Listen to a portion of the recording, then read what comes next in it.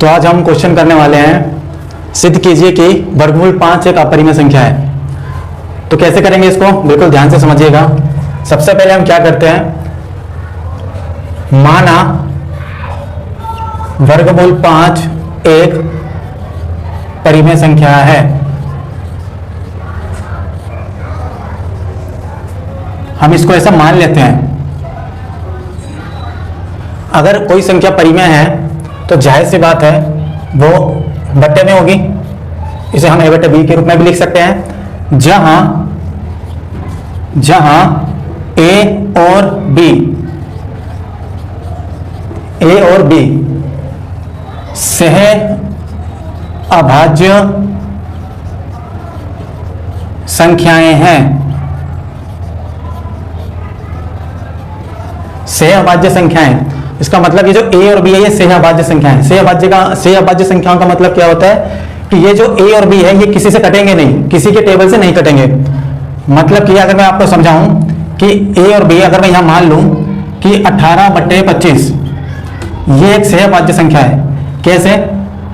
क्योंकि इसका अगर हम HCF निकालेंगे तो इनका जो HCF आएगा वो 1 आएगा। तो a और b वो संख्या सह अभाज्य संख्या है इसलिए क्योंकि ये किसी के पारे में नहीं आती, अपने पारे में आती है। ठीक है, अब देखो, अब हम क्या करेंगे, एक तरफ वर्ग है एक तरफ वर्ग नहीं है, ये तो गलत बात होगी ना। अब क्या करेंगे, दोनों तरफ वर्ग कर देते हैं। चलो करते हैं, दोनों तरफ वर्ग करने पर अगर हम दोनों तरफ वर्ग करते हैं तो देखो क्या होता है, 105 का स्क्वायर।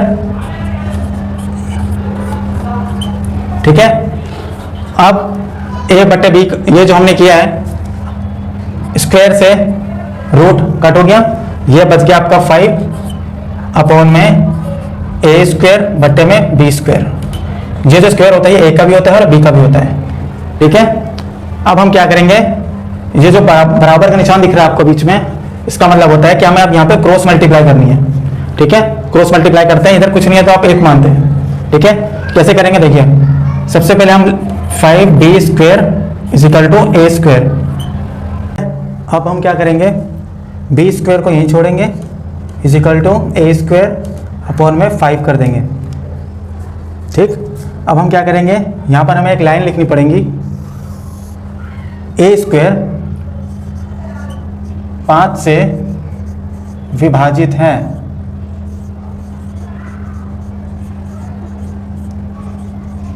a स्क्वायर 5 से विभाजित है, इसका मतलब क्या हुआ, तो a भी 5 से विभाजित होगा।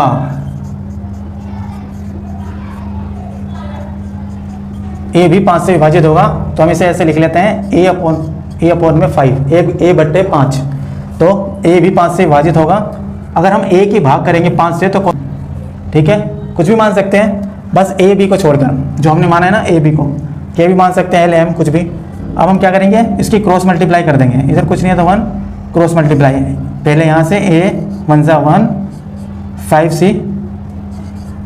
a की वैल्यू आ गई हमारी 5c। अब हम इस a की वैल्यू को हम रख देंगे, मैं आपको बताना भूल गया था दोस्तों, यहाँ ये जो है ये हम इक्वेशन इस पूरे को हम समीकरण 1 मानते हैं।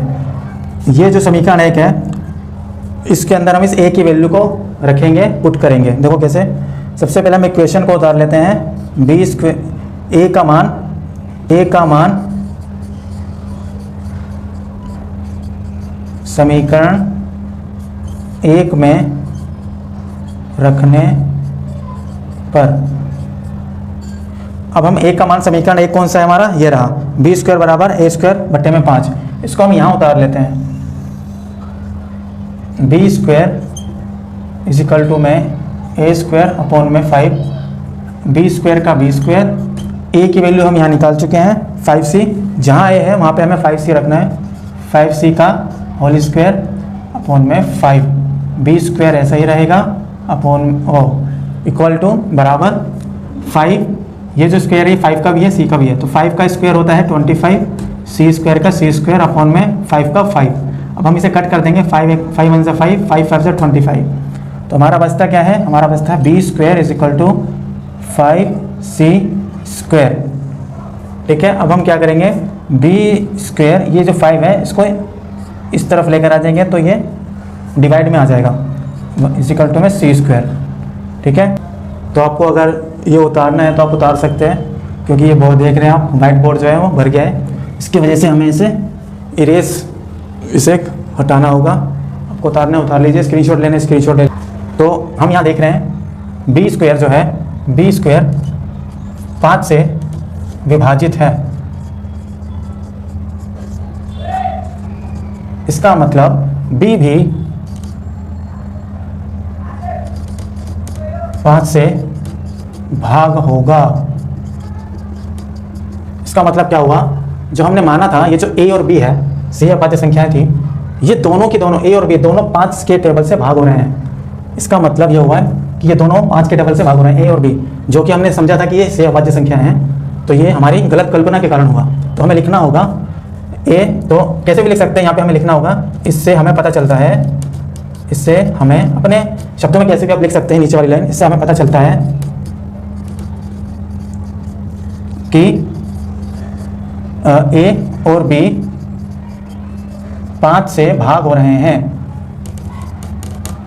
5 से भाग हो रहे हैं, 5 से भाग हो रहे हैं। अतः ये हमारी गलत कल्पना के कारण हुआ।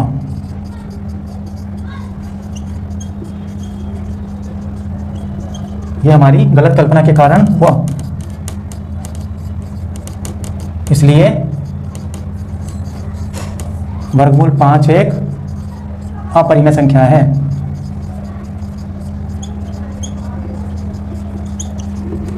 तो ये हमारा हो गया क्वेश्चन सॉल्व। आशा करता हूँ आपको समझ में आया होगा। मिलते हैं अगली वीडियो में। Thank you.